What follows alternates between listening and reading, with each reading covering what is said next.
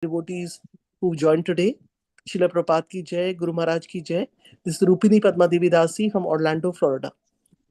Hare Krishna Mataji, Danvat Pranam, all glories to Srila Prabhupada and Guru Maharaj. Thank you so much for joining. Hare Krishna devotees, Danvat Pranam. Today we are so fortunate to have Her Grace Hema Gopi Mataji from Mayapur. And today Mataji is going to enlighten us on Srimad Bhagvatam, Canto 7, Chapter 15, verse 32 onwards. Hare Krishna Mataji, Danvat Pranam. And whenever you are ready, please take over the call. Thank you. I'm very grateful for the opportunity to speak on Srimad Bhagavatam. I have a little bit of cold. Is my voice still understandable even if I have cold? Yes, Uh, Mataji, your voice is very much clear. If something is not clear, you can always stop me and you can tell me that my voice is not clear or something is not clear. You kindly guide me so I can repeat myself in case something is not clear. Yes, Mataji, sure. Thank you, Mataji. Hare Krishna. Thank you. So today, because I have cold, may I request somebody to sing Jai Radha Madhava? I may not be able to sing in such a proper way because of my cold.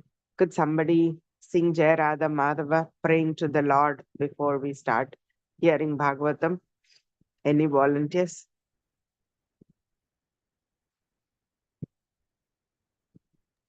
Mataji, I can sing, but I just have to open this thing for Jayara. I don't know if I forget the lines in the middle. Others can help. Yeah, I can Join help in. you, Mataji. Jaya Radha Madhava Kunja Bihari Jaya Radha Madhava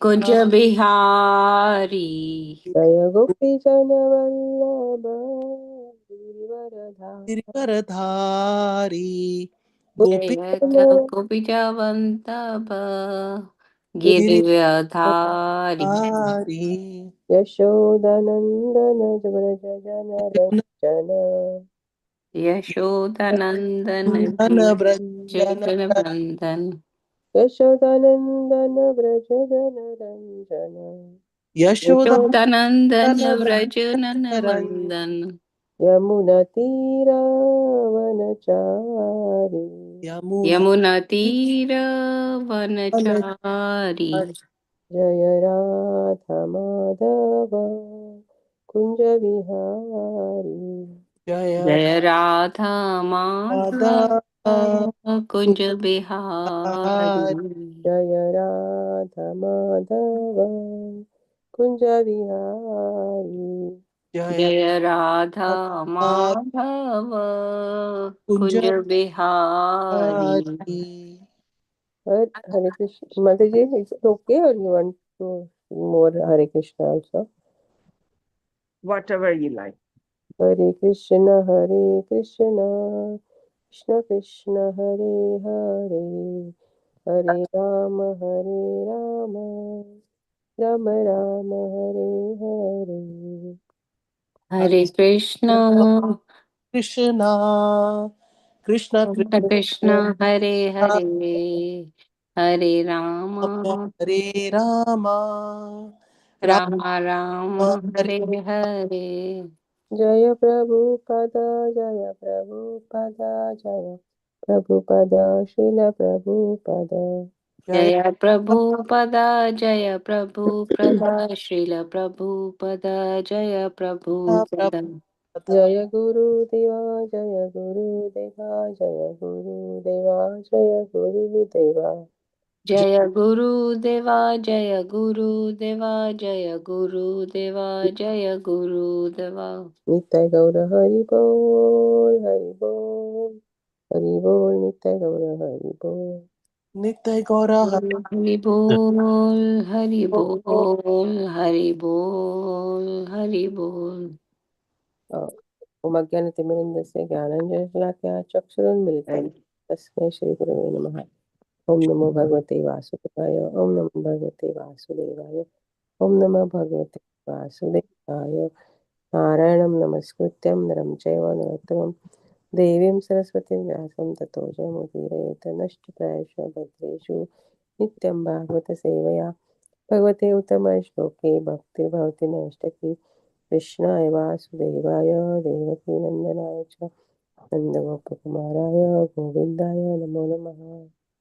Hare Krishna Mataji, please take over now. Thank you, Mataji. Thank you, Mataji.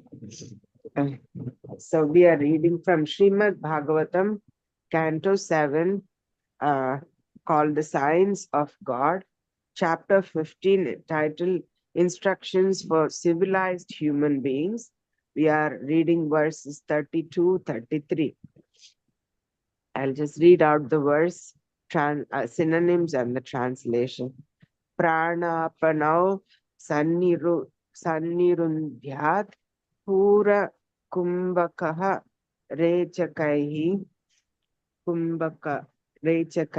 yavan manastyajet kaman swanasagra nirikshanaha yato niksarati manaha kama hatam brahmat tatastata upahritayah hridirunyakshanayir buddha. Prana, incoming breath. Apana, outgoing breath. Sanniruddhayat, should stop. Pura kumbhaka rechakaihi, by inhaling, exhaling, and holding, which is technically known as Puraka, Kumbhaka, and Rechaka.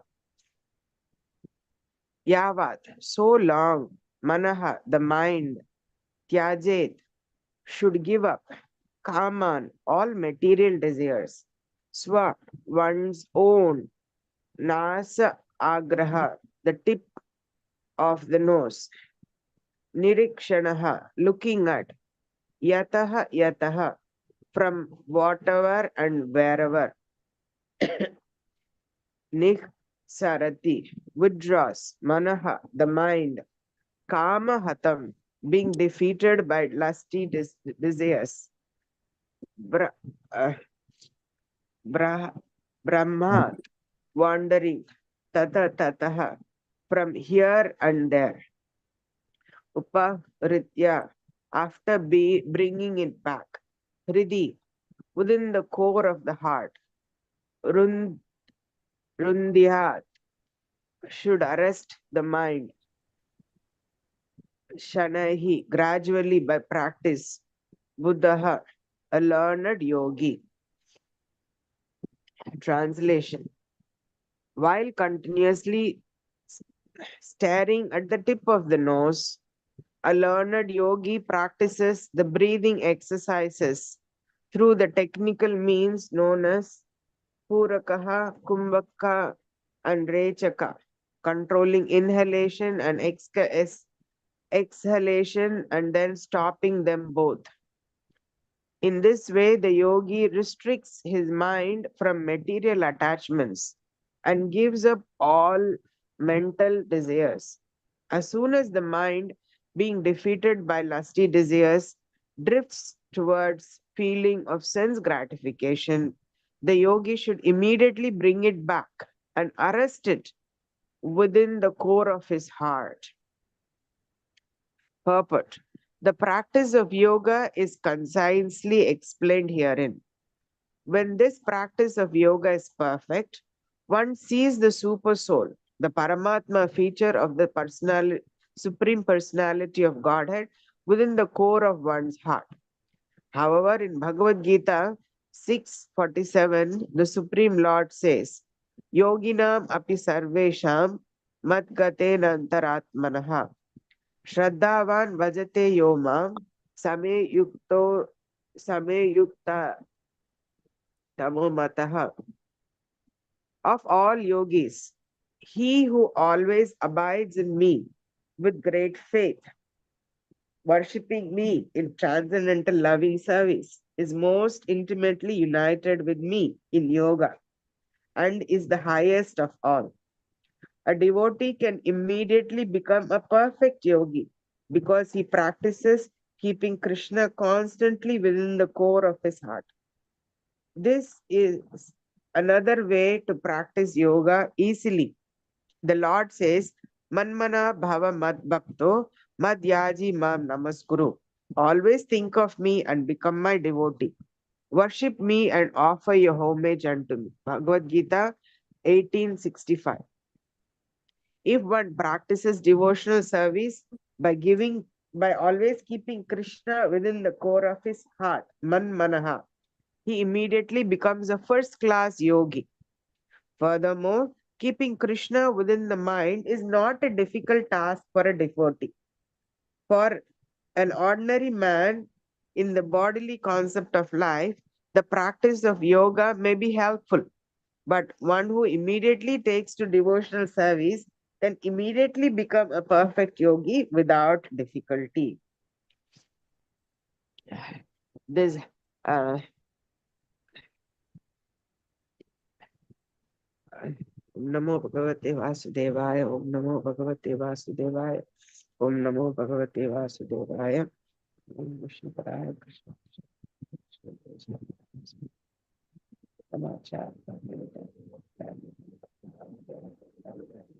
नमो ओम विष्णुपदाय कृष्ण पृष्ठाय भूतले श्रीमते भक्ति वेदांत स्वामी निति नामिने नमस्ते सरस्वती देवे गौरवाणी प्रचारिणी निर्विशेष शून्यवादी पाश्चात्य देश तारिणी वाञ्छा कल्पतरुभ्यश्च कृपा सिन्धुभ्य एव च पतितानां पावनेभ्यो वैष्णवेभ्यो नमो नमः।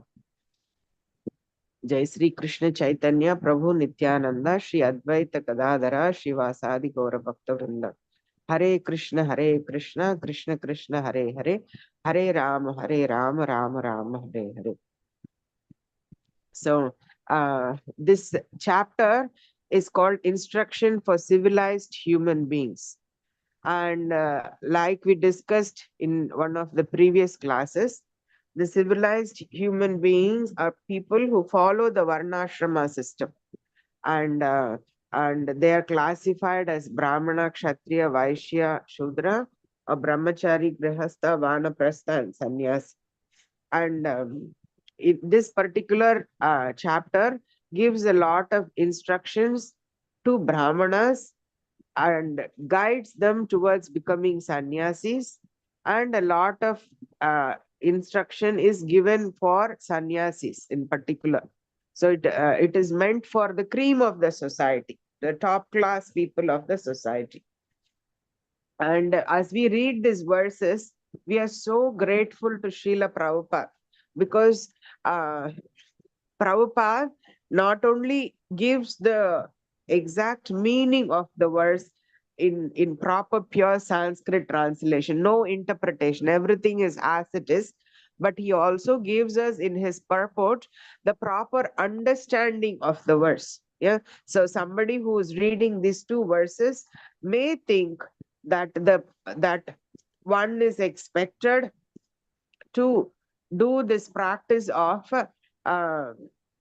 pranayama, breathing exercises. Yeah. So there is whole in the Ashtanga yoga, breathing is one of the process. There is we Ashta means 8.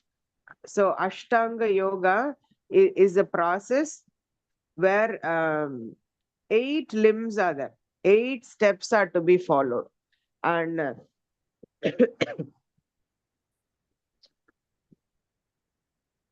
sorry, one second. So if one follows that 8 steps, one reaches the last step called the samadhi, and that is where one gets the result. One experiences the final stage of Ashtanga yoga is experienced in samadhi. So the 8 limbs are yama, some of the things that one has to abstain from. Niyama means some of the things one has to compulsorily do.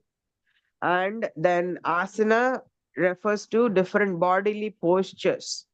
And pranayama, which is discussed particularly in this set of verses, talks about how to control one's breath.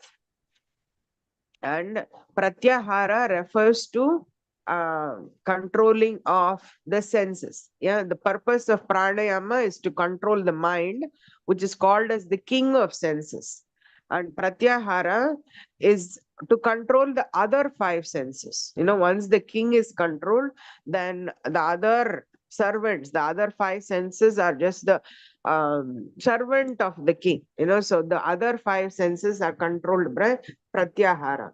And then dharana means you take these controlled senses and you focus them on the Lord.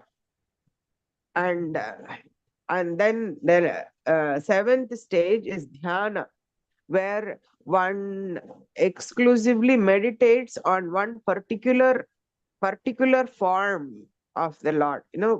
Dharana is concentrating, means you take it away from material and focus it into spiritual. And dhyana is much more focused, like sharpening of the pencil. Yeah, the focus becomes much more pointed, and we are pointing towards a particular aspect of form of the Lord, form of the Lord, or some aspect, even some particular aspect of the Lord.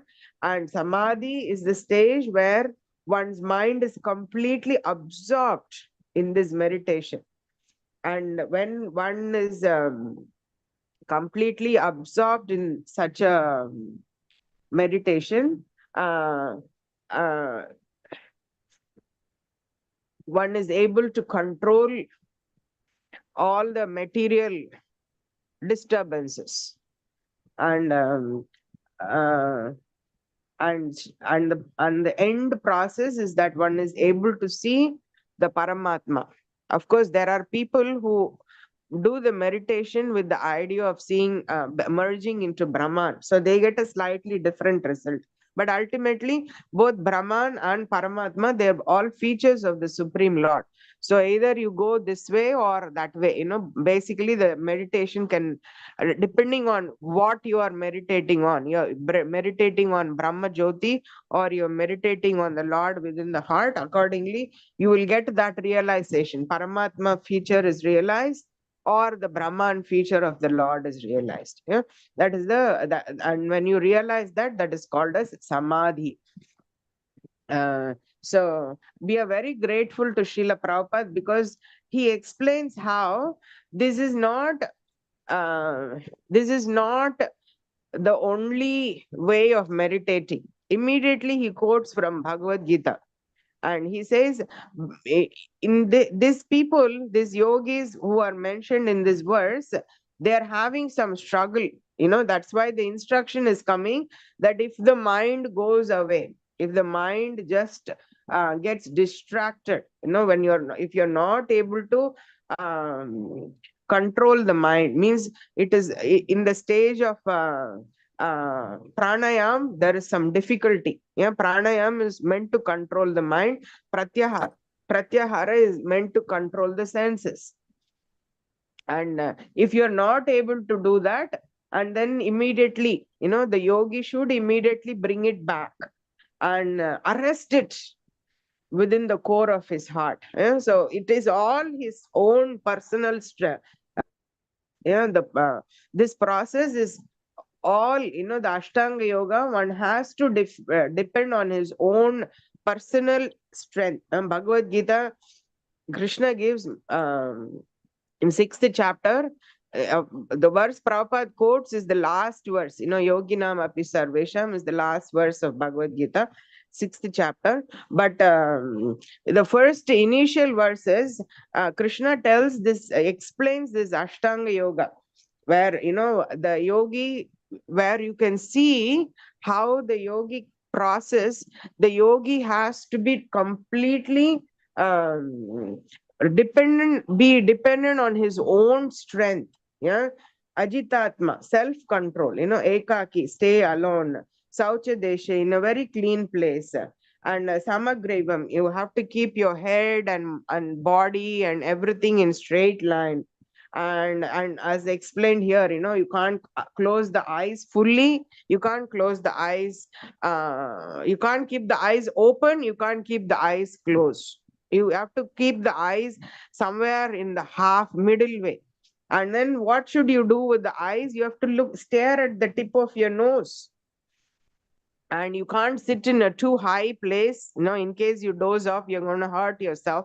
And you can't be very low on the floor, because you will sleep. If you keep staring at the tip of your nose, you will feel so much relaxed that you may end up sleeping. So you have to be in like some middle height, not too high, not too low. And you have to spread kusha grass so that all these insects and snakes are all repelled away by it. And you have to only sit. You can't lie down and do the yoga. You can't walk and do yoga. You can't do a japa walk. And you're not allowed all of this.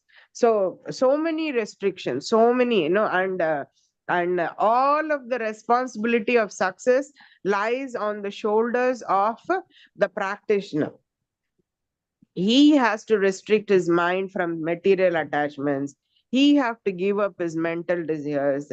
He have to uh, when the mind goes out of control because of lusty desires, he has to bring it back. He has to arrest it in the and within the core of his heart.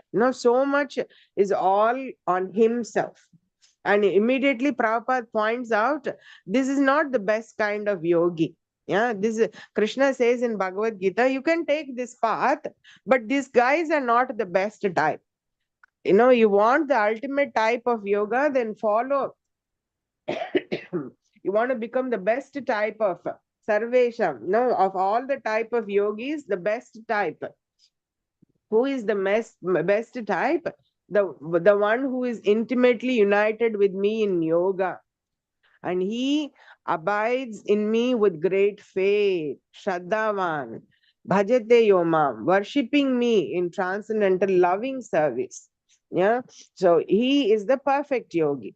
Yeah. So you don't have to do the breathing process, and the inside breath goes into outside, merges with the outside. I actually don't know how it works, but there is this description: you're inhaling air should merge with your exhaling air, and then it causes like some kind of no breathing level, when the inside, one air is going up and one is coming in, one is out and one is in, there in opposite direction.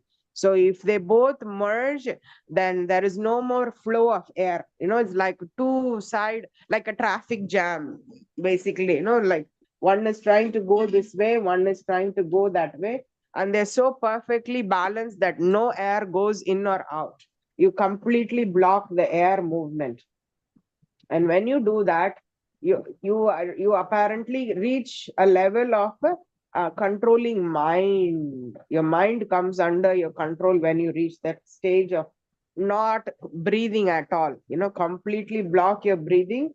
At that stage, your mind gets control. But this process is very, very difficult. Yeah, that's why Krishna himself says, what is better process is in your, instead of giving your mind instead of getting your mind controlled by blocking the air from going in and out, instead of reaching that stage, why don't you become a better yogi by doing manmana bhava mad bhakto? Manmana, use your mind to think of me and become my devotee.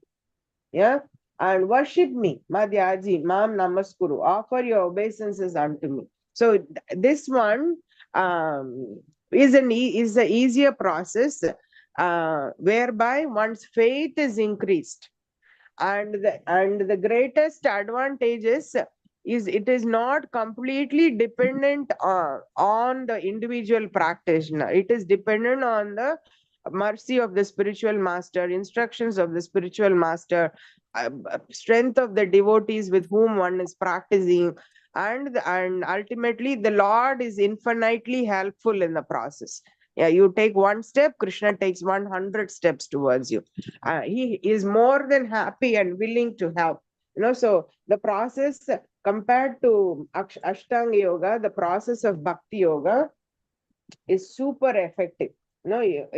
All you have to do is, instead of trying to control your mind by pranayam, and then using pratyahara, the process of pratyahara to um, control your senses. Don't try to control, don't close your eyes, don't open your eyes, don't breathe in, don't breathe out, don't.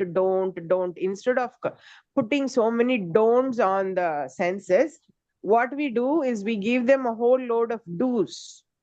Do this, do that, do this, do that. So what do we do with the eyes? We do not tell, keep your, don't open, don't close. We don't say don't do this. We say look at the form of the law. We give a do, which is more, which is always much more effective. Even as even parents and teachers, we all know this. It is never enough to tell somebody just don't do this, don't do that. Yeah, it is never a complete instruction, because as long as you don't tell them what to do, never is it enough to tell them only what not to do. So you will see, especially if you're a parent, you might have first-hand experience of this. When we tell children, don't pull the books from the shelf, don't run, and don't run crazy, don't this, don't that, don't throw prashadam in the floor. Instead of giving so many don'ts, if we start putting do's, being assertive about it, not just negating, not this, not this, but telling them what to do.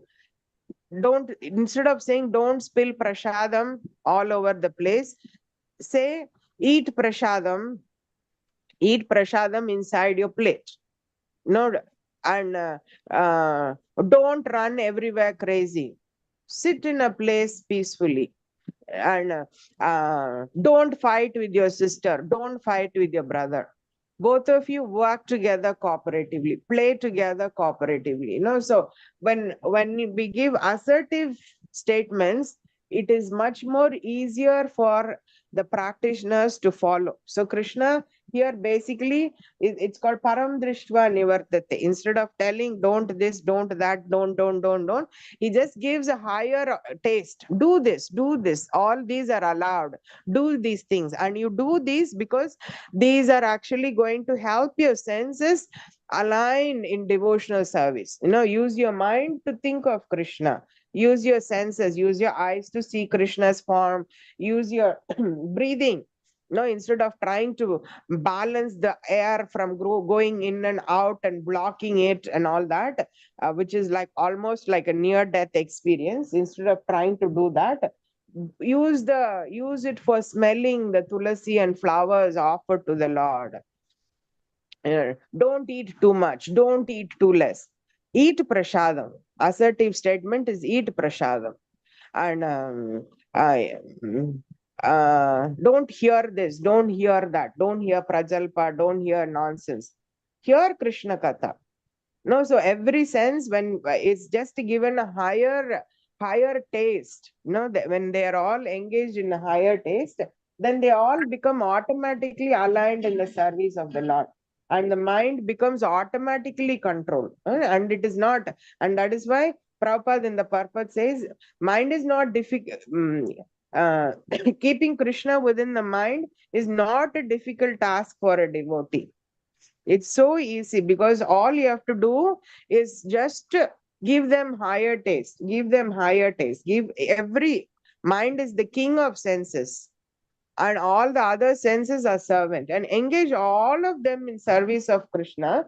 Then they will all be very happily controlled, without you fearing, without you being afraid what will happen if I just open my eyes for a second. What will happen if I hear something? What will happen if I taste something very palatable? You don't have to feel very scared about uh, letting your senses go, because in bhakti yoga the senses don't go. The senses are under the control because they are engaged in the service of the Lord. Yeah, so the fear basically goes. And then the second step that is very interesting to observe is the result. What is the result of uh, such a process? Yeah, so we can compare the result of Ashtanga yoga and the result of Bhakti yoga. Okay, let's say somebody is very, anything, the result has only two outcomes, either pass or fail. So what happens when somebody fails in Ashtanga yoga? When somebody fails in Ashtanga yoga, all the credit is lost. They have their account is reset to zero. They have to start from zero and go all the whole process again. Like how it happened with Vishwamitra. Vishwamitra was a very severe yogi. He was a king, but he wanted to become a Brahma Rishi. So he was performing very intense yoga. Then Indra, what he did, he sent Menaka. And just by hearing the ankle bell sound of Menaka, Vishwamitra got completely distracted. And he went on to enjoy his senses with her. And at some point, when he realized, oh, the demigods like distracted me, then there was no starting from where you left. It all had to be reset. You had to start the whole process again.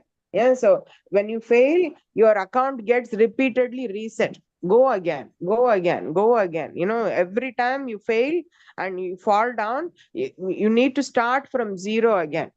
So there is no uh, there is no account balance account at all. It gets drained to zero. Then the other result is you are successful. When you fail, your account is reset. When you become successful, what happens? When you become successful, two things can happen. If you are meditating on Paramatma, you will see Paramatma. If you meditate on Brahman, you will see Brahman. You will realize Paramatma or Brahma. Yeah. And one of the side products of one of the effects of having realized Paramatma is you will get all these different siddhis. Yeah, most of the people who do Paramatma worship is because they want that siddhis. Paramatma can give you a lot of siddhis. So there is the 8 siddhis, and yeah. Okay. તો નીચે access કરવા જાય તો મને બોલાવજે ત્યાં બેસવા માટે કેવી રીતે તારી અરેન્જમેન્ટ કરો. Hare Krishna, please mute your phones so that we can hear Mataji. So you can have 8 siddhis, Ashta siddhi, and then 10 secondary siddhis, 5 inferior siddhis, 19 minor siddhis, and navanidhis. Like whole load, a whole spectrum of power is given. And this is not some ordinary, this power makes somebody look like an avenger. Like you actually become so powerful that you become like a superman. You get some superpowers. And then what happens? They don't anymore think of controlling mind, controlling senses, escaping material world and all that. They just think, now I got this whole set of powers to manipulate the material energy. Maybe I am God. That is one of the biggest dangers is when people start thinking they're God. Oh, I can become bigger than a planet. I can become heavier than a planet. I can become smaller than keyhole. So there is a big danger that they start thinking they're God. And of course, in Brahman, they want to be God. They merge into the effulgence. Of course, they can't become God, but they merge into the effulgence of the Lord.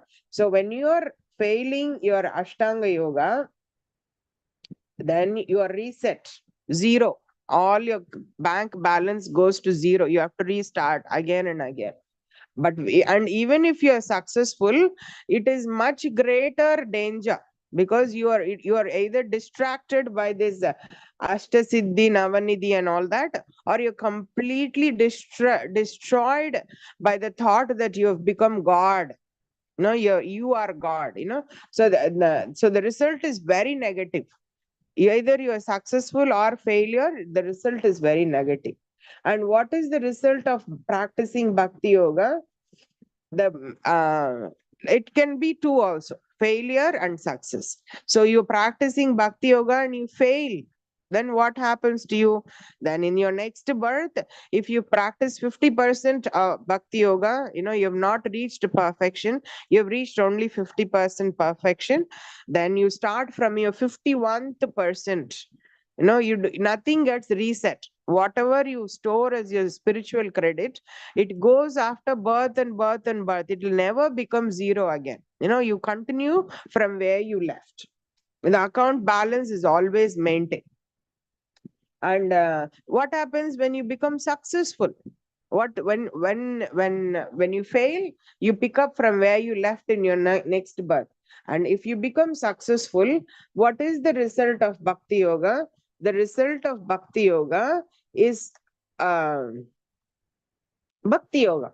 Result of bhakti is bhakti. The when this is from Srimad Bhagvatam 11th canto, where Maharaj Nimi meets the 9 yogendras and he asks them 9 questions regarding devotional service. No, and one of the questions he asked is, what is the result of bhakti? And one of the yogendras, they answer this question. Yeah, the result of bhakti is bhaktir pareshanu bhavo virakter anyatra chaisha trika eka kalaha prapadyamanasya yatanu yatasnatasyus tushti pushti kshut apayenu gasam. So the result of bhakti is 3 things. Bhakti gives bhakti, devotion, bhakti. And then para ishanubhava, the direct experience of the Supreme Lord. And then virakti. Virakti means you get detachment from other things, from material things. Yeah? And in the purport, Srila Prabhupada, the followers of Srila Prabhupada, they quote Bhakti Siddhanta Saraswati Thakur. There is, and the word virakti is different from tyaga. Virakti means you get detached without any hankering for it. Even if somebody comes behind you and you say, no, I don't want you, go away, that is called virakti. You don't want it. And tyaga, which is the result of, which is one of the things that is practiced in Ashtanga Yoga, is you are hankering for it. You want it, but artificially you have to say, no, no, no, no, no. If I want some spiritual life, I need to give up this. So tyaga means renunciation. You have a liking, but you give it up because you think you need to get something spiritual, so you need to make a sacrifice for it. So the result of bhakti is not tyaga. The result of bhakti is virakti. You don't feel, you don't have to control your mind artificially. You don't have to, by pranayam, you don't have to do pratyahara to withdraw your senses. You don't have to do dharana or some artificial process to concentrate your mind, or dhyana, none of it. Devotees are naturally in the stage of samadhi. They're naturally completely absorbed in Krishna. So they experience detachment. So first benefit, first result is you get devotion.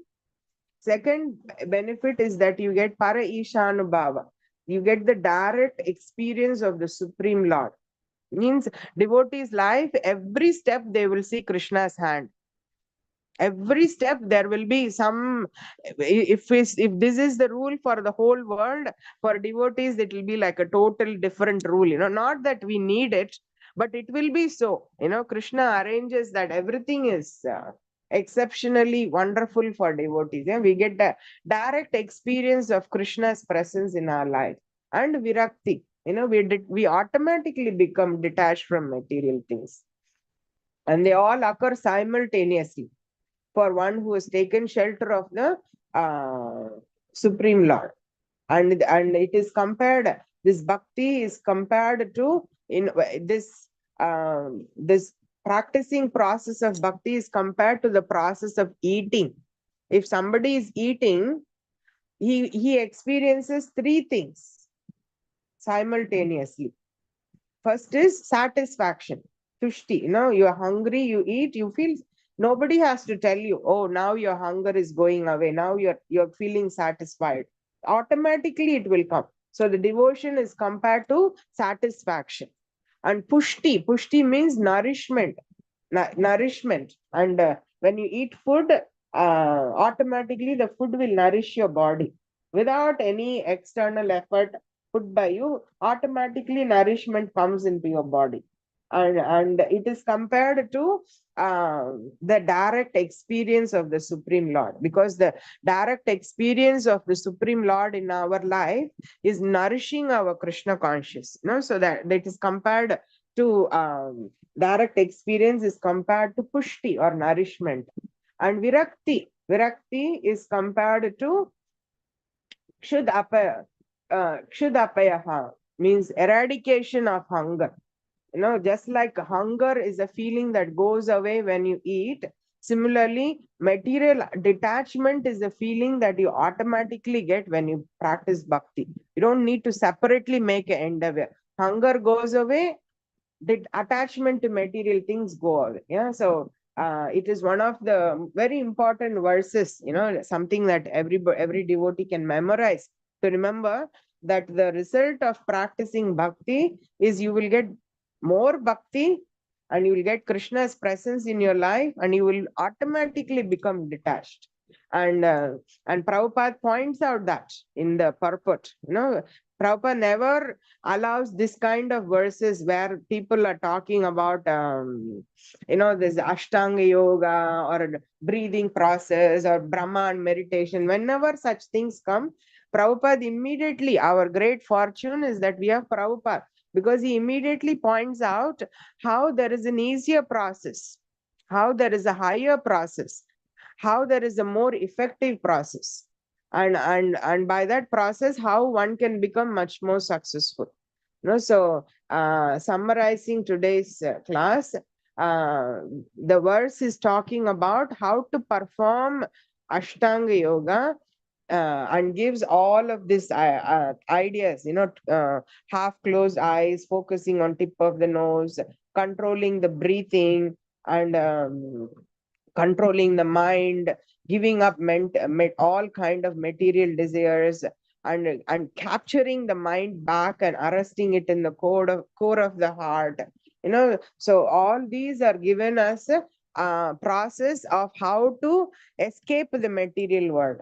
And in a starkingly contrasting way, Srila Prabhupada in the purport explains how this is not the best process, as explained by Krishna himself. He quotes Lord Krishna's words from Bhagavad Gita and says how a person can become a better yogi and get a better result than Ashtanga yogi by practicing Bhakti Yoga. And how do we practice Bhakti Yoga? We give param drishtva nivartate. We give a higher taste. We don't say no, no, no, no, no. We say do this, this, this, this, this. Yes to this, yes to this, yes to this. We give them so many positive alternatives.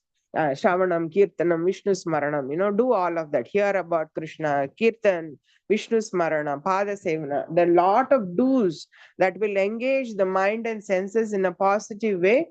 And because of that, keeping Krishna within the mind is not a difficult task for devotee. Prabhupada writes, it becomes so easy to disentangle oneself from the material world. So the processes are compared, and then the results are compared. If you are doing Ashtanga yoga, if you are failure, your account is reset. If you are successful, you get a whole load of distraction in the form of siddhis and navanidhis and all. Or greater is a total destruction of your spiritual life, where you actually think you are God. And what is the result of Bhakti Yoga? If you're failing in Bhakti Yoga, you pick up from where you left in your next life. Kindly mute your mic. If you are successful in Bhakti Yoga, the result of Mataji, successful whoever is performance the of Bhakti Yoga is you get sorry, Mataji. Bhakti, Pareshanu Bhava, and Virakti. Devotion, direct experience of the Lord in our life, and detachment. So these are the key ideas of today's class. Thank you. If there are any comments or Sorry, questions. Mataji, for the disturbance. I was just telling the co-host to whoever's the co-host can only mute. Yeah, Mataji, you are also co-host. Yeah. So, yeah. Thank you, Prabhuji. I think there should be 2 co-hosts, so we can simultaneously take care. Thank you, Mataji. Wonderful class, in spite of not feeling too well. But I felt that after the class, your voice became perfectly good. Magic of Thank you. Bhagavatam. Yes. Yeah, Direct thank you. experience of the mercy of the Lord. Yes, it's amazing. I've seen that with many devotees when they're not well, but they still give the class. And they will come, and then still they just so much immersed in Krishna Katha that Krishna takes care of all the situations, because like, I know that any problem comes, it's our own thing why it's coming, right? Sometimes people in the world will say, oh, because why Krishna you make me sick and all, but when we come to Krishna consciousness, we learn that no, it's all our thing. For Krishna, it's only we have to do bhakti and give as much love as possible to Krishna through devotional service. Am I right, Mataji? Yes, ma'am. 100%. Yeah, thank you so much. Thank you.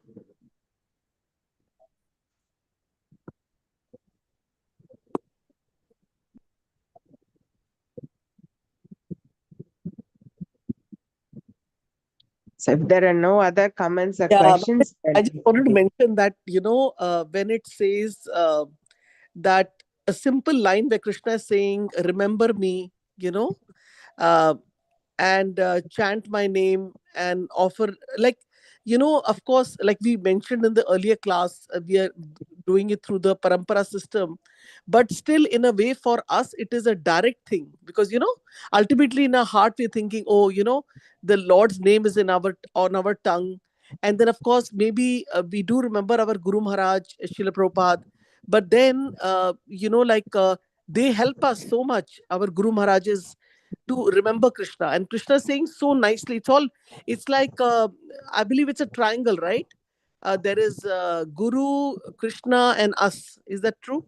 And it's like such a close, intimate connection that each one is helping the other one. Like we pray to Guru to get Krishna, and we also pray to Krishna, and Krishna sends the Guru. So it's like like completely direct process.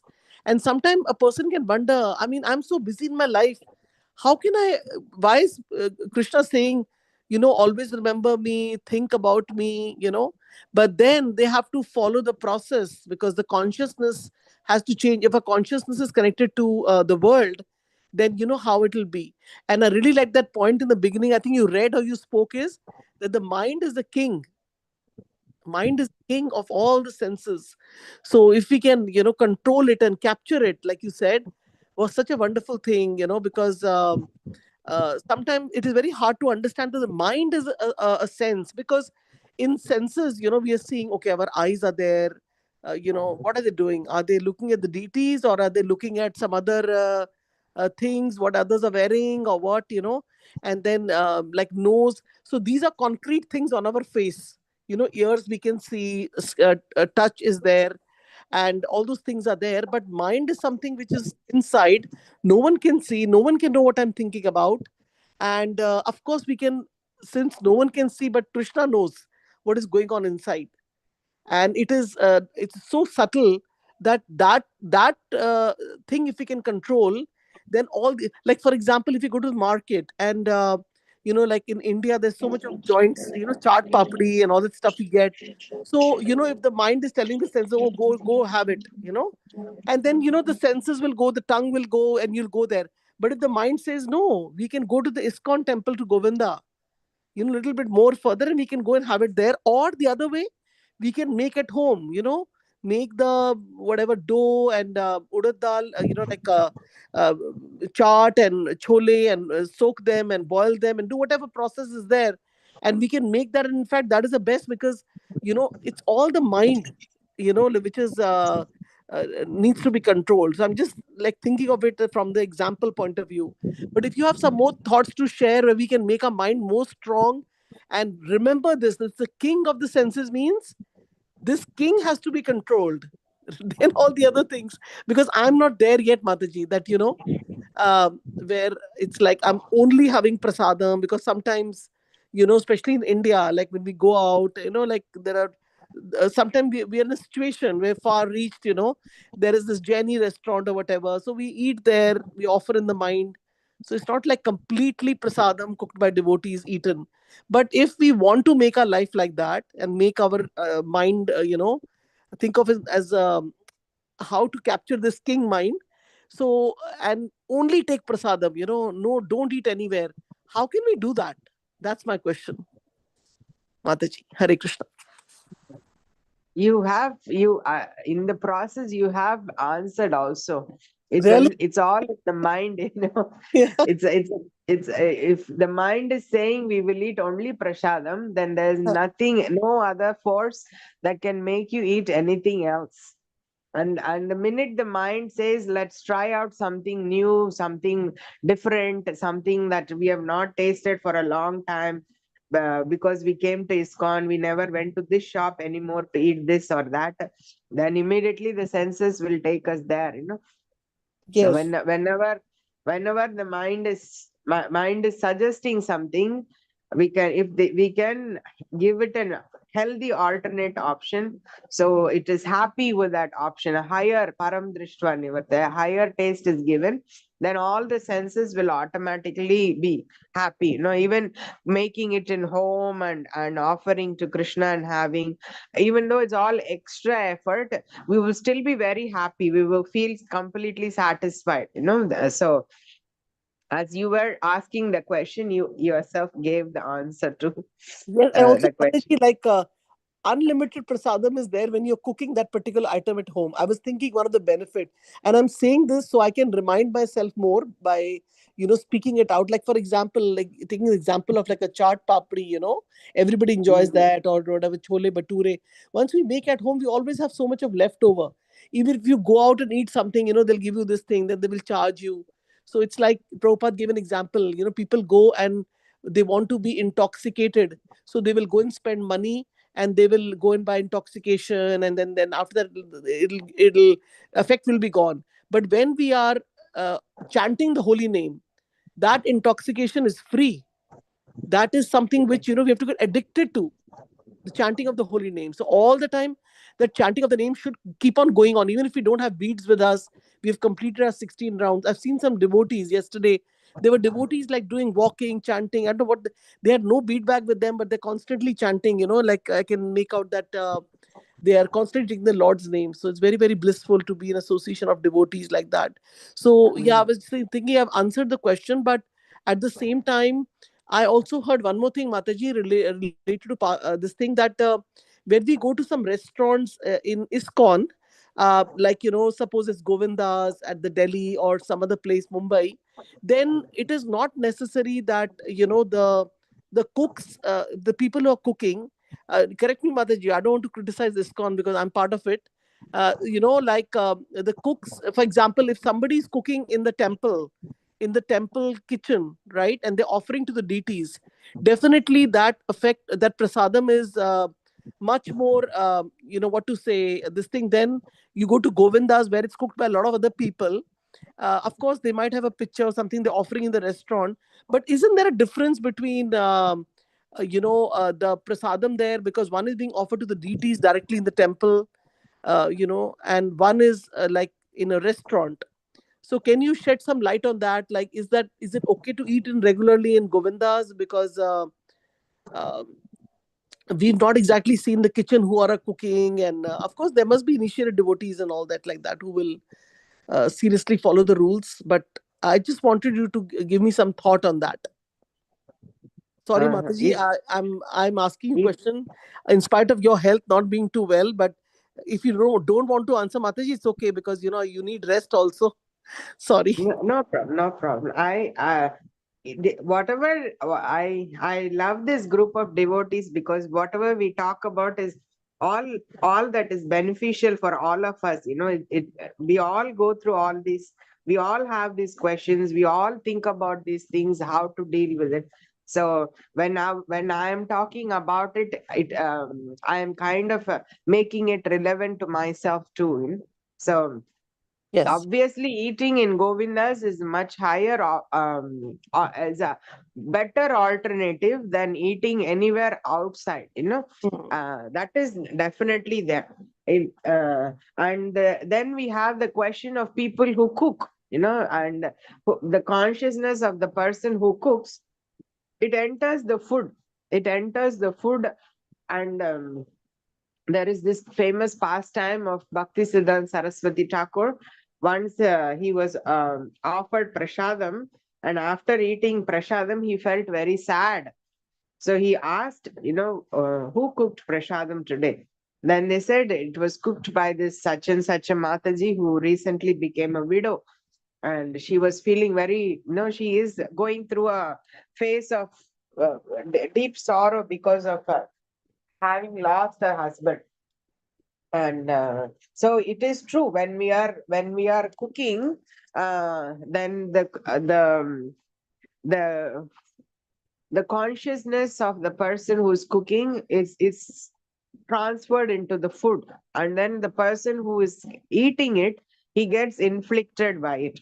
So to certain extent, even if we are eating in Govinda's restaurant like that, certainly there will be some effect of those people's consciousness. Even if it's offered, there will definitely be some, to some extent, the effect of the person who's cooking, the consciousness.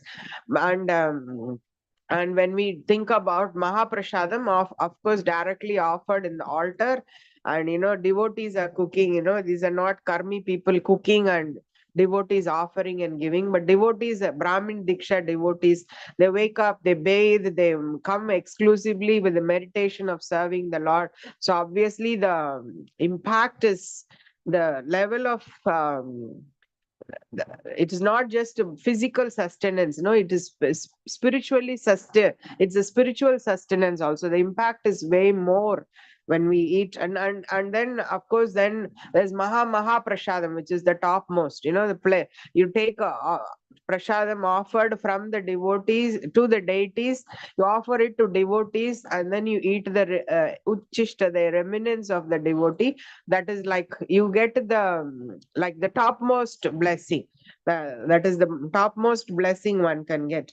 But speaking on a practical level, it is never good to cultivate habit of eating outside. Even if it is eating in Govinda's restaurant, it is never good to cultivate a habit where our devotional service goes down. Because if we are in home, we wake up deities, or we have altar with photos of deities, we cook for them, we offer, we do arti. The minute we start buying and eating prasadam from outside, then the need for serving the Lord, most frequently in grihastha houses, the offering happens when they have to eat.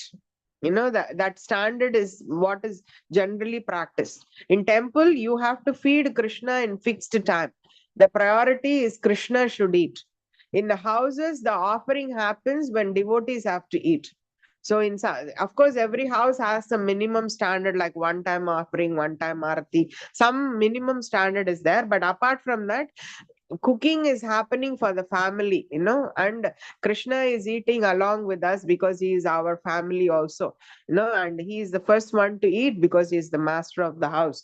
So it is always a good habit to encourage ourselves and our children to cook for ourselves in our given situation. Because many times we may end up in a place where there is no temple, no Govindas, no prasadam available, and if we are so used to eating outside, if that has become a routine for us, then we try to do this mental offering, which is supposed to be emergency step. A mental offering is not a lifestyle. Mental offering of food bought from outside people, that is it is not something you should practice as a lifestyle. It's something that can be done as an emergency. If it's an emergency, even a brahmana can eat in the house of shudra. No, and it's okay. Uh, Consciousness, no consciousness, cleanliness, all of that is forgotten, because so maintaining the body gets the highest priority. So brahmana may even eat even meat. You could eat, but it becomes a bad habit if we just stick to eating outside, because then we may go down in our spiritual practices of cooking for the Lord, offering and enjoying prasadam together as a family. That personal touch is gone. So eating from karmis is the worst option. Eating from Govinda's restaurant is definitely eating prasadam. It will not be very damaging to our consciousness, because it is offered, even though there will be some impact because karmi people are cooking. Prasadam has its own power too. It cannot, the power of prasadam is higher than the power of people's mind. So it will not be very detrimental. And higher than that is Mahaprasadam from the altar, and higher than that is Mahaprasadam from the plate of devotees. And of all these, the best practice is to always have Mahaprasada. Cook in home and offer to deities, and have that as that is good standard to follow. Is that okay, Mataji? Very nice, Mataji. You just, like everything in Krishna consciousness, we need repetition, reinforcement. So that way, we can remember and continue our this thing. Was all our, like Krishna is saying to offer everything with love, and I've learned the definition of love. Like one Prabhuji was saying in the call, you can say, "Oh, I love you, I love you." Your child, you can love.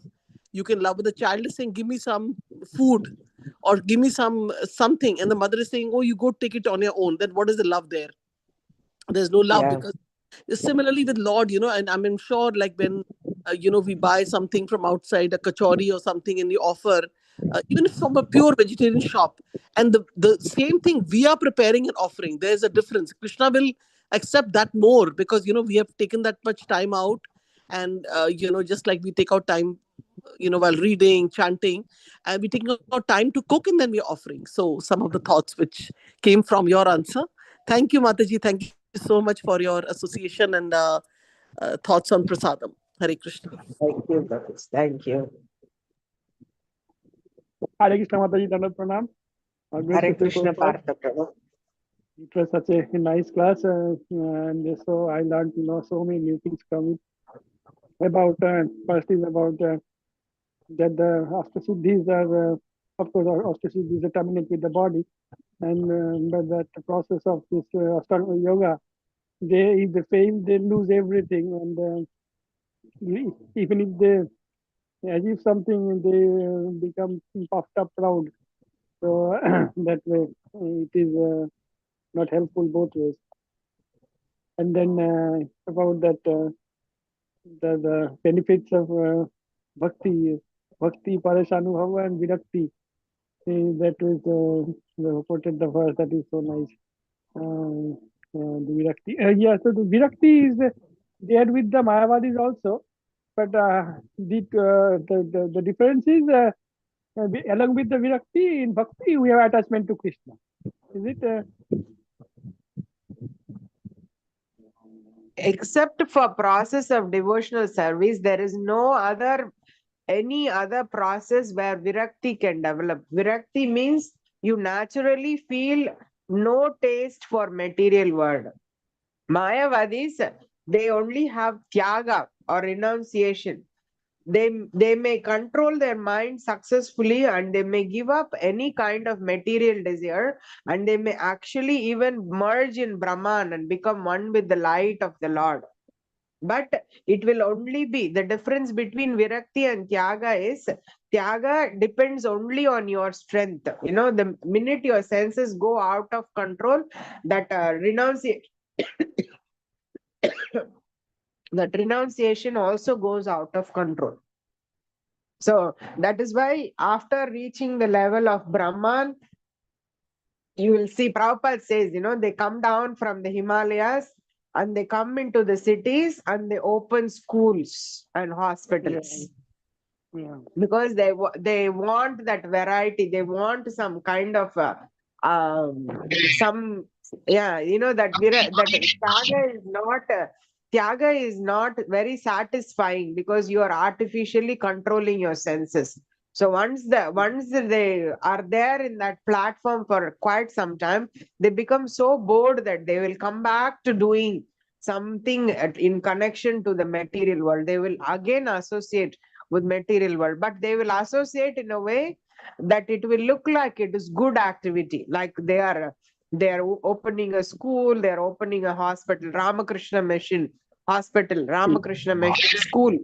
No, after becoming renounced, they come back to do something in material world, in as if Yeah, because they are renounced, as if they are renounced. Actually they're missing the, but virakti means you don't miss at all, you don't miss anything material at all. So devotees don't go back, it's like when somebody vomits and they eat their vomit again, nobody does it, nobody, they will not be interested at all in going back into material world, because they've got something better, higher.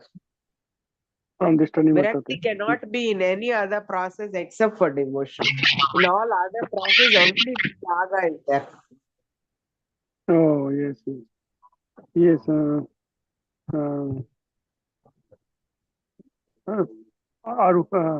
yes, they fall down and because it is artificial. Yes. Thank you, Mataji. Yes, this realization was very important. That Virakti, sometimes I used to think that Virakti is first thing, then only you get Krishna consciousness. But yes, I mean, this process is a falashruti. Virakti, that is very clear now. Thank you, Mataji. Also, All Mataji, three come together. Devotion, realizing Krishna in our life, and detachment. They trika anyatra chaisha trika eka kalha. In one shot, all of them happen. You don't have to first develop virakti to develop bhakti, or they all happen simultaneously. Yes. Thank you, Mataji. Thank you for wonderful class. Please. Mataji, can you also explain this part that you said Virakti and three things happen together? Can you elaborate a little bit more on it? Very interesting to hear that. The result of successful practice of bhakti, Maharaj Nimi asks the question to the Nava Yogendras. So one of the Yogendras answers this. The question is, what is the result? This is from Srimad Bhagvatam 11th canto. And the question is, what is the result of performing bhakti? The result of performing bhakti, the first result is bhakti itself. And the second result is that you will get direct para ishanubhava, direct perception of the Supreme Lord. You will perceive him in your life directly. And then virakti means detachment. One side is attachment to Krishna because he is directly in your life, and your life is like how he wants it to be. Under his guidance. So obviously you're very attached to Krishna in that point. So naturally it becomes material things. They become insignificant. It is called a detachment. So all these three things happen simultaneously for somebody who is practicing devotion. The result of someone who is practicing devotional service is all these three things happen simultaneously. Not that one will come first, one comes later, like that. It all happens simultaneously. Three are result of bhakti, and and he explains that with an analogy, with an example. And the analogy is in process of bhakti is compared to the process of eating. And when then also in eating also three things happen. When somebody is eating, they get three things at the same time. First thing is they feel pleasure. You're so hungry, somebody gives you one plate of Mahaprasadam, mouth immediately waters, the pleasure, the joy, and every morsel you eat, you feel so happy, the pleasure. So that pleasure is compared to devotion.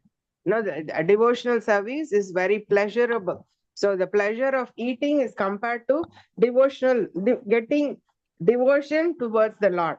And then the second thing one feels is nourishment. Means one feels that they're becoming healthy. One feels that they're becoming better. No, and that is compared to Parayeshanubhava. Parayeshanubhava means direct experience of the Supreme Lord. When Krishna comes into our life becomes very nourished. So, and then the third thing is um, uh, cessation of hunger, relief from hunger. And it is compared to relief from hankering for material things, detachment, virakti. So it's a beautiful analogy, and all these three things happen simultaneously: pleasure, nourishment, and hunger, relief from hunger. They happen simultaneously during the process of eating, and the same way during the process of bhakti, you get devotion, direct experience of Krishna, and detachment. It's in 11th canto, somewhere in 1 second, 11 to 42. 11 to 42, you can look up that verse. It's one of the most frequently quoted verse from Prabhupada, something all devotees can memorize 11 as a result. 11 to 42. 11 to 42, yeah. Okay. Mataji, also Bhagavad Gita says, 1 minute, Mataji. 11, I'm just noting in my phone, 2 and 42. So Bhagavad Gita also says that the food that we're eating is used for like three purposes. I'm forgetting. One is like one portion goes for nourishing the body.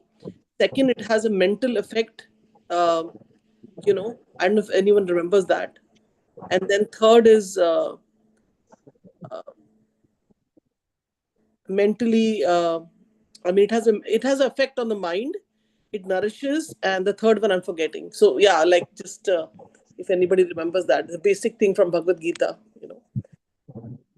Thank you so much, Mataji, for explaining this because it's like how you're explaining attachment to Krishna and Vairagya on the other side automatically develop. Just like like Prabhupada said, you cannot be desireless.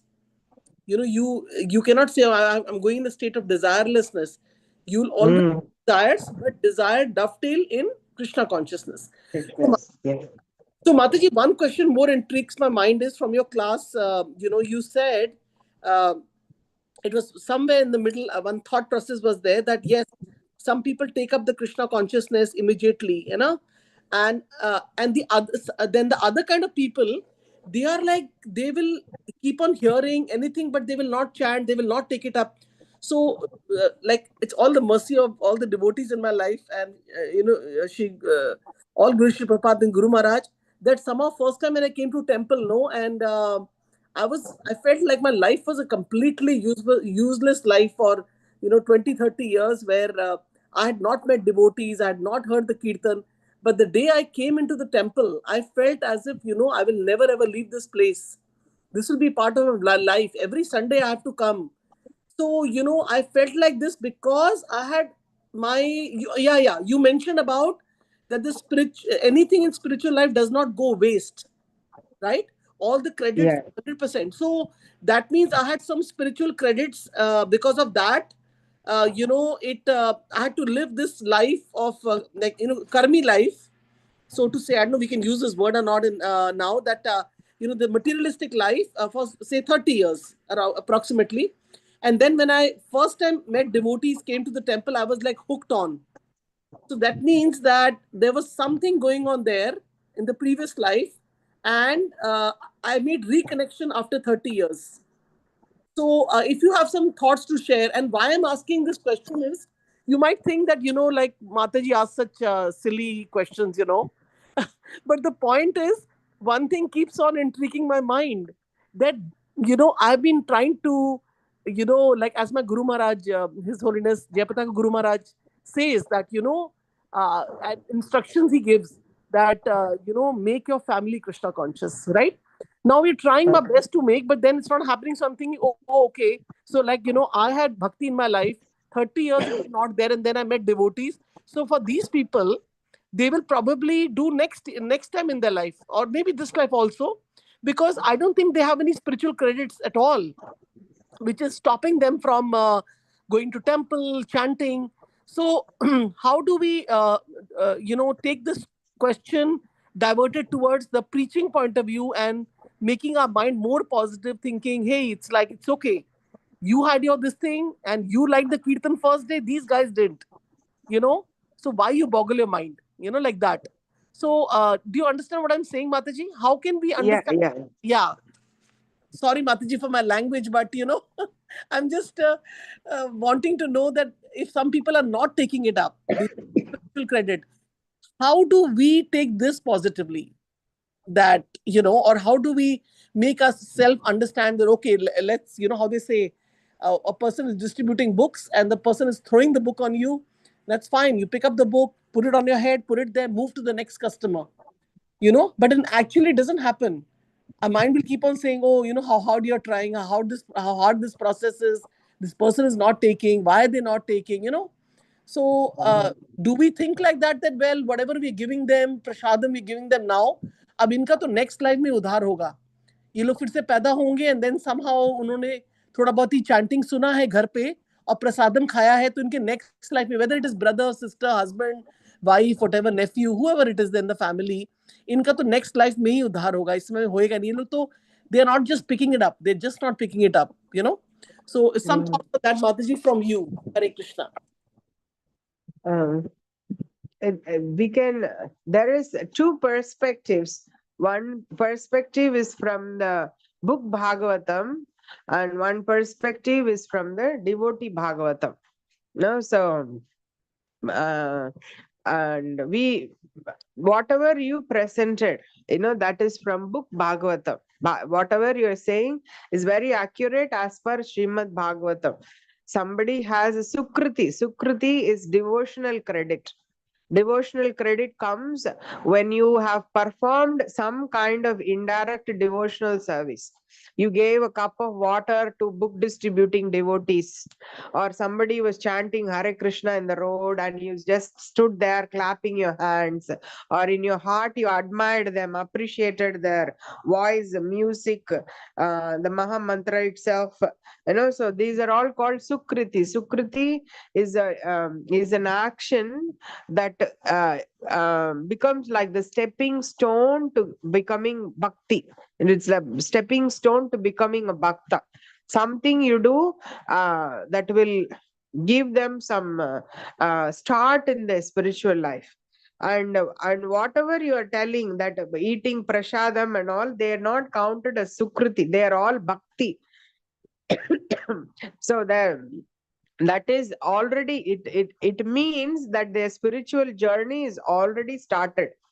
You should not anymore consider them a non-devotee if they are voluntarily allowing you to offer, and if they voluntarily allowing you to feed them prasadam, knowing perfectly well that they are eating something offered to Krishna. That is already a devotional credit. It is a devotional service. Chaitanya Mahaprabhu, when he had had this argument with Chand Kasi, at that time, Chaitanya Mahaprabhu told him to chant Hare Krishna. And Chand Kazi said, I will chant Hare Krishna from tomorrow. And then Mahaprabhu said, you have already chanted Hare Krishna today. Just now you chanted Hare Krishna. So don't wait for tomorrow, because your account has already, it has already, your account has been open. You got credit just by saying, I will chant Hare Krishna tomorrow. Just by saying that one time Hare Krishna, your devotional credit has come. So you should not see those people who are eating prasadam or listening to Bhagvatam as you read in home, or listening to kirtan as you sing in home, or help you worship the deities. They bring flowers, they allow you to cook and offer for Krishna. You should not see them anymore as people who don't have enough credit to start devotional service. You should see them as people who have started their devotional service already. The journey has already begun for them.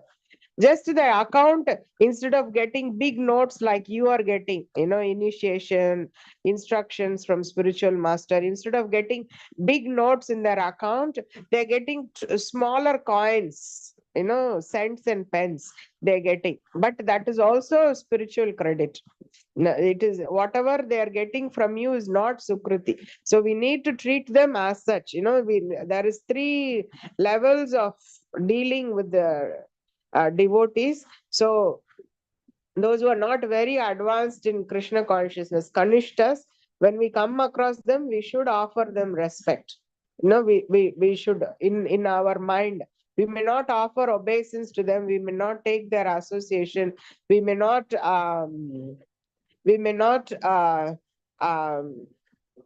give them like big credit in some way, but we should mentally know that they are devotees.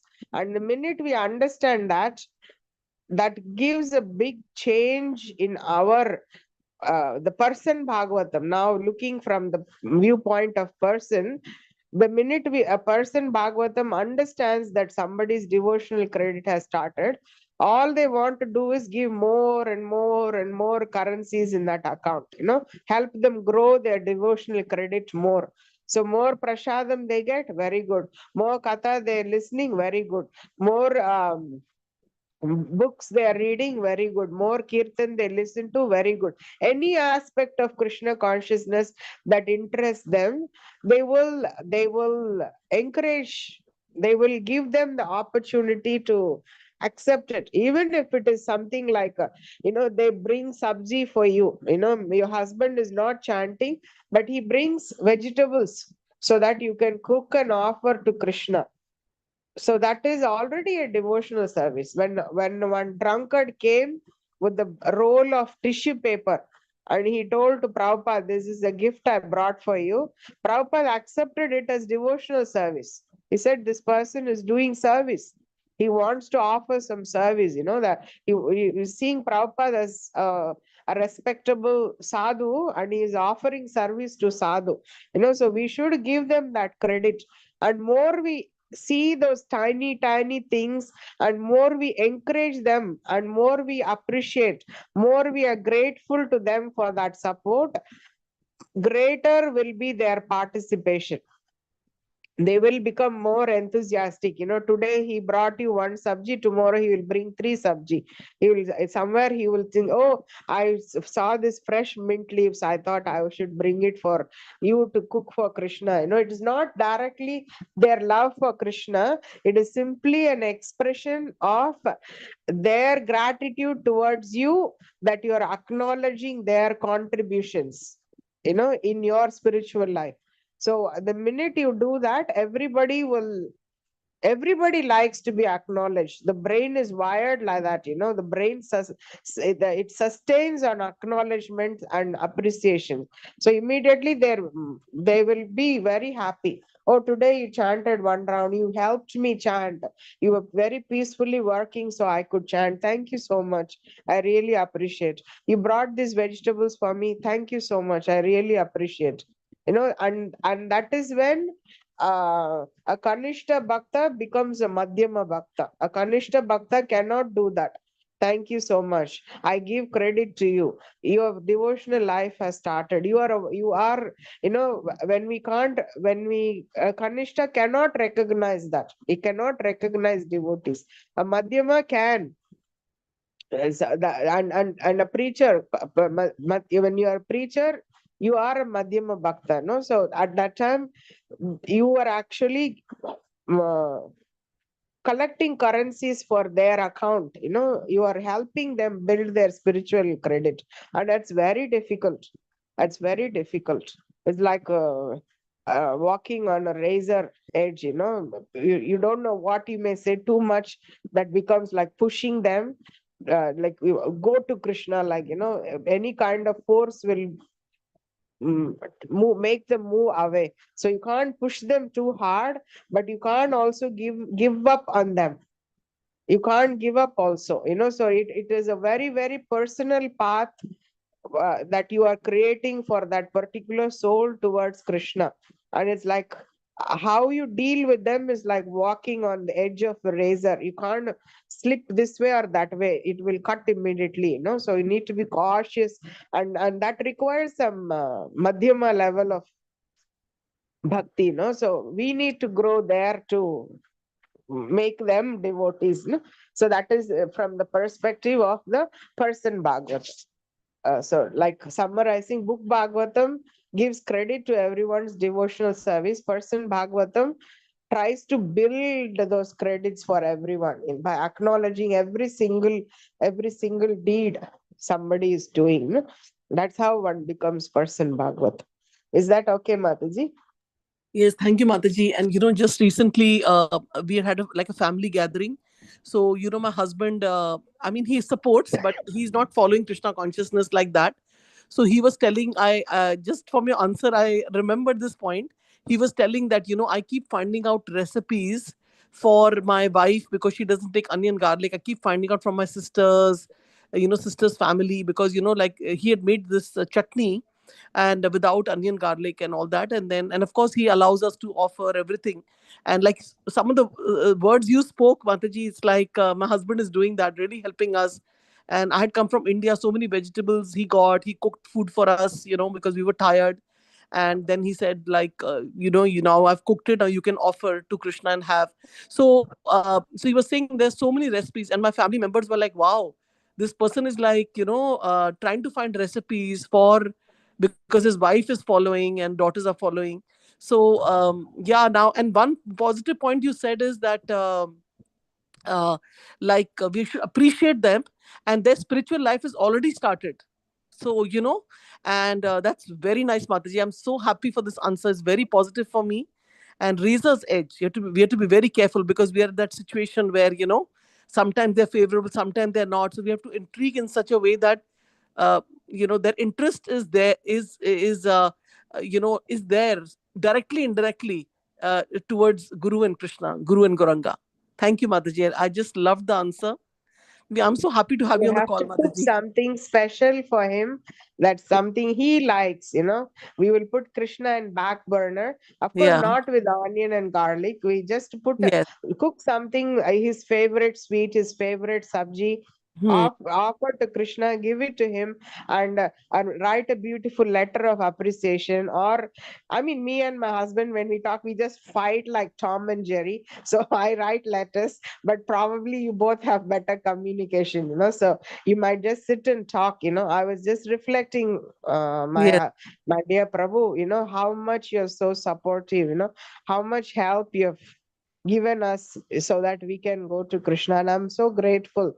And this Yes. I cooked specially, offered it to Krishna with a special prayer for you, and as a gratitude and appreciation for all the wonderful things you're contributing, so we can, thank you for helping me grow. Thank you for being with me as I grow. And we are growing together. When you say that positive affirmation, that triggers them to be becoming more favorable Hmm. towards, we should show that appreciation in much. Criticizing comes super easily, super. Yes. Why did you not wash Krishna's hands after retiring the offering?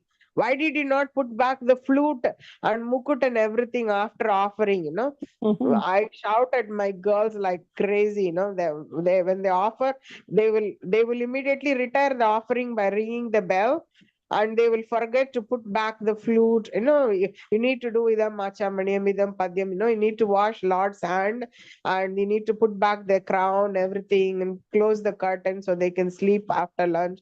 Whatever, that when they don't do it, I will be like, but so many days they have done it, and I never like highlighted it. And then when I learned that you have to highlight, Mm. it actually helped them make it a habit. And they were not doing it because they love Krishna. They're doing it because they love me.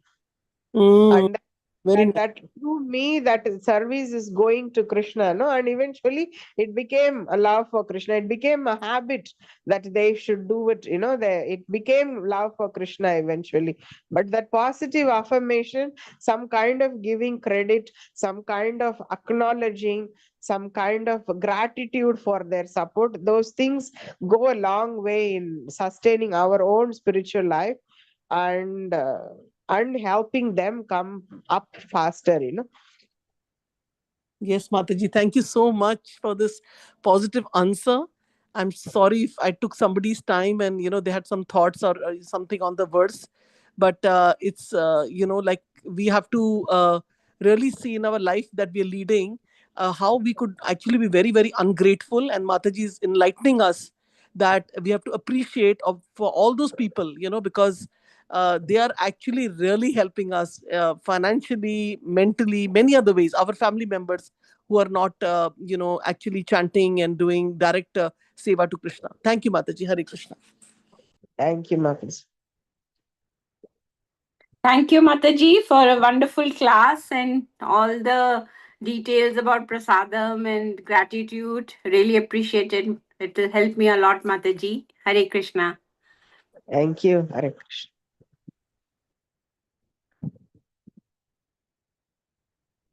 Grantaraj Srimad Bhagavatam ki jai. Hare Krishna, Srila Mataji. Prabhupada. I think Hare Krishna. Vamasivajan Prabhu has question. If you have Ah, time, yes, I am just here, no problem. Yes, Prabhu. yeah, Yes, Prabhuji, Prabhu. please go ahead. Yeah. Prabhuji, you are on mute, Prabhuji. We can't hear you.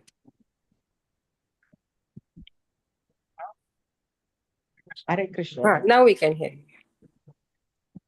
Thank you, Mataji. Mataji, I appreciate the wonderful class, and also, comparing Ashtanga Yoga with Bhakti Yoga, it really enlightens. Mataji, my question is, in Ashtanga Yoga, there are some different limbs, like you were saying, Yama, Niyama, Asana. Some of that, wouldn't it be helpful for us?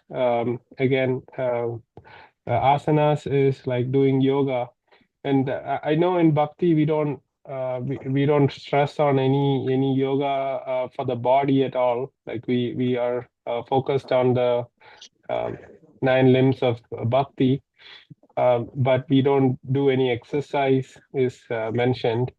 But we know that sometimes we have to do exercise for sustenance of our body. Um, and we also, we can dovetail sleep as well for Krishna service, so that we can serve well by not getting too tired. So how can we, even dovetail some of these limbs of Ashtanga Yoga in Bhakti Yoga? Rupa Goswami has already done that. We don't have to make any extra effort. If we read Nectar of Devotion, all this Yama, Niyama, and all, they're not Anga of Bhakti. They're not direct Bhakti, but they're supplementary. They're things that support and sustain. So, like for example, like eating, like these 4 regulative principles, even they're not like directly devotional service. No meat eating, no gambling. These things, even it's not mentioned directly in Nectar of Devotion or Bhagavatam. So where do they come from? They come from other scriptural injunctions, like you should not harm other living entities. So from there you get that idea of no meat eating, like that. I remember hearing this in Bhanu Maharaj's class. So all these different angas of bhakti are presented in Nectar of Devotion, and sorry, all these different ashta angas of the Ashtanga Yoga, they're all translated into devotional service, aspects of devotional service in Nectar of Devotion. So all of them have some form um, already existing. So if you read that 64 angas explained by Rupa Goswami in Nectar of Devotion, you will come across all these various principles of yama, niyama, all these are like how Prabhupada has translated this verse about Ashtanga Yoga, how Prabhupada completely gave the purport as to how Bhakti Yoga is what is needed. Similarly, Rupa Goswami has already translated all these angas. It is a nice research to do, it will be wonderful if somebody can sit and spend their time figuring out how all these yama, niyama, dhyana, dharana, all these things translate in Ashtanga Yoga, how it translates into Bhakti Yoga. I know it translates, but I don't know those exact verses, references, and contexts.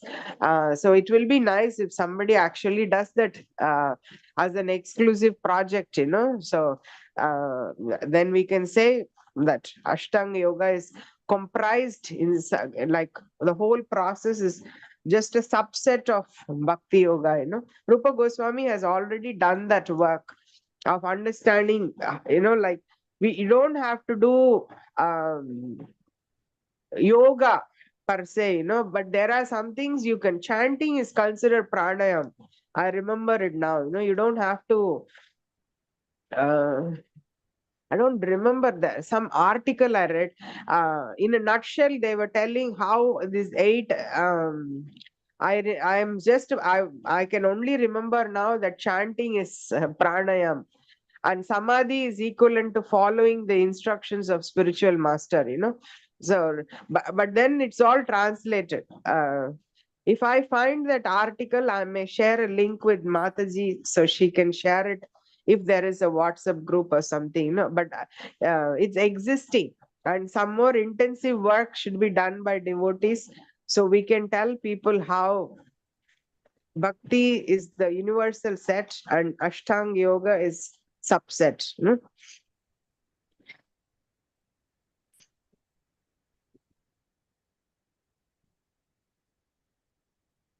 Thank you, Prof.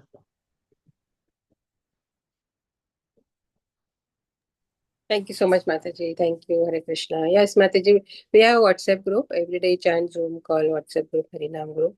So please, you can share with me and I will share to the group.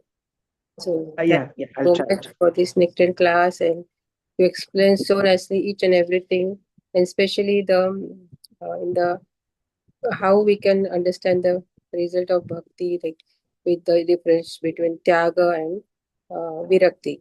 So that's that point I love very much. And if anybody has any question or comment, otherwise we can end up the call here. Thank you, Mataji. Please accept my humble obeisances. All good, Srila Prabhupada and Guru Maharaj. Thank you for such a wonderful and nectarian class. And as you mentioned earlier, like despite of your health issues, but we are feeling so, uh, I can say, so enlightened with your every class.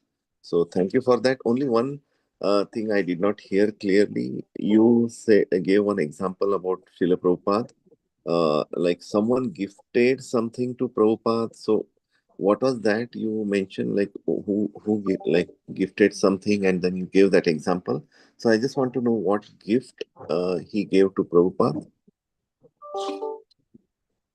I don't remember saying anything about Prabhupada getting Mataji, a gift. the tissue roll. The tissue paper. Yeah. This happened when Prabhupada was in 26 Second Avenue, New York, matchless gifts shop. Now it is a small ISKCON center there. Mhm. The first ISKCON center, when Prabhupada was giving class and all the devotees were there.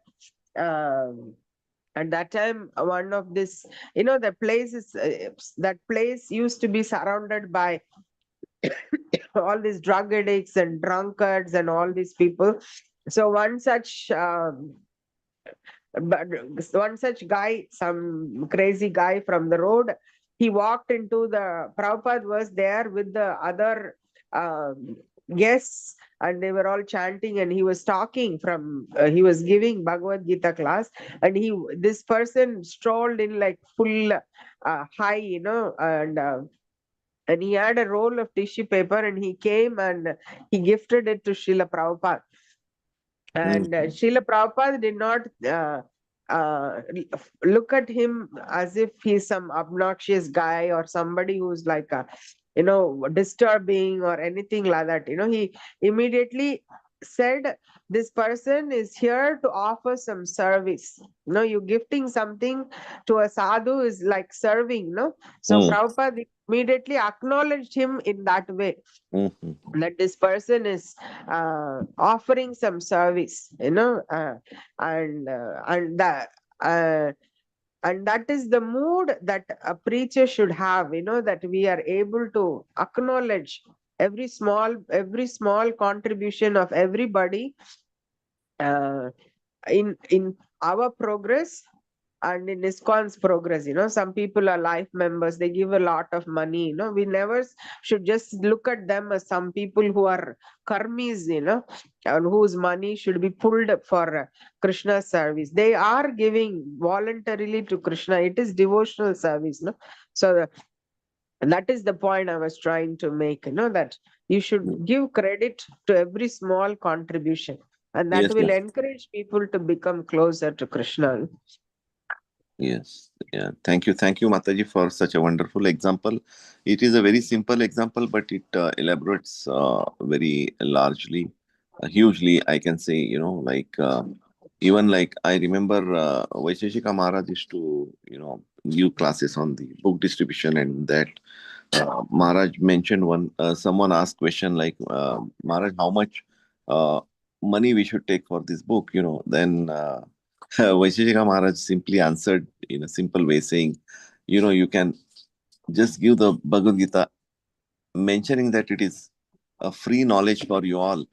But again, the front person may ask you, still, what can I pay? Then you can say you can pay as a, printing cost, or maybe if you have $1, you can pay that, and also $1,000,000 you can pay. So, that makes a big impact. So that's right, Mataji. We should look everyone from this angle what Prabhupada really gave from so many examples. Thank you.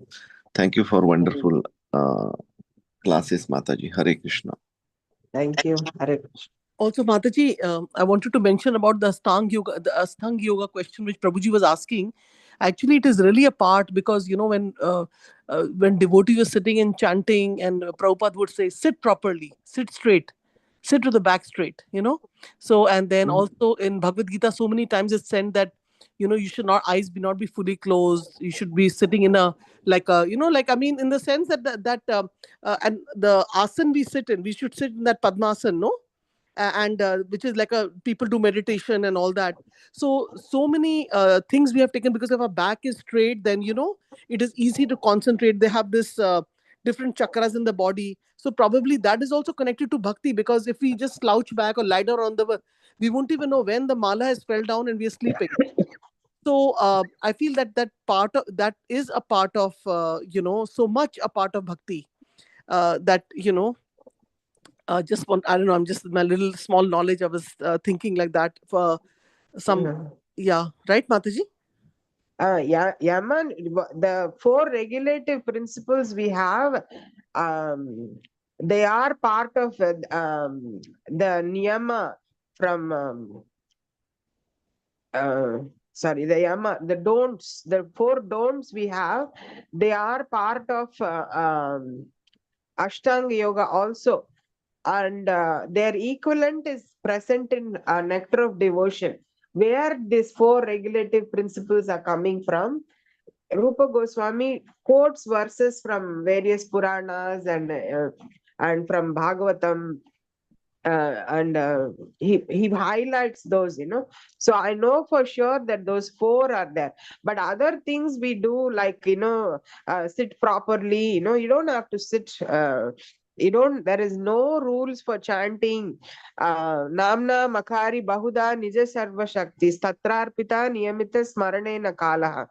There are no rules at all for chanting. Any place, any time, any situation you can chant, so the sit properly probably is like not an instruction regarding a yama or niyama. It could simply mean like be focused, or put your clothes proper, whatever. I don't think Prabhupada particularly mentioned about the devotees should not should sit straight back, or devotees should not even if you are lying down in deathbed, you should chant. That's what happened with Ajamil. So I don't think it is to be interpreted as one of the yama niyamas. Um, but as I said, we can find out. We can find out, and we will be surprised. If you put the list of yamas from Ashtanga Yoga, if you put a list of niyamas from Ashtanga Yoga, and the principle of asana, bodily, why we need bodily postures is ultimately a good bodily posture encourages good breathing. Pranayam, asana leads to good breathing. Ultimately that is the growth, because pranayam, if you have good breathing, you can chant nicely. So all these principles, if we take, we can very easily connect all those to bhakti yoga. But it is something that needs to be, we need to figure it out. Now I'm very intrigued also. We need to figure it out. Thank you, Mataji. And when you talk about 4 regulative principles, I always think of that as what comes to my mind is they're the 4 pillars of sinful activities, and also like the 4 regulations, also something of freedom. So, like for example, we are not taking tea, coffee in the morning. We offer some milk and have. So don't have any addictions in our life. We don't need to have chocolate. We have carob. So last Sunday I made carob cake for all the devotees at the temple. So we didn't put chocolate in it that we get addicted to the cocoa and all those things. So we are free. And even if we don't have to have that coffee every day, or that stuff like that, because other people get a headache. So it's like a freedom we have, following 4 regulations. So I only think of these 2 aspects when it comes to regulations, Mataji. But it's nice how you connected it to this question. Yeah. Thank you, Mataji. Thank you, Mataji.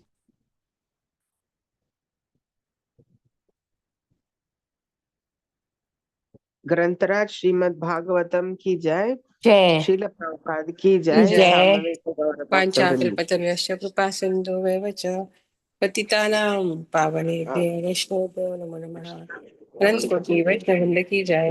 जय ब्रह्माचार्य श्रीदास ठाकुर की जय। जय ग्रंथराज श्रीमद् भागवतम की जय।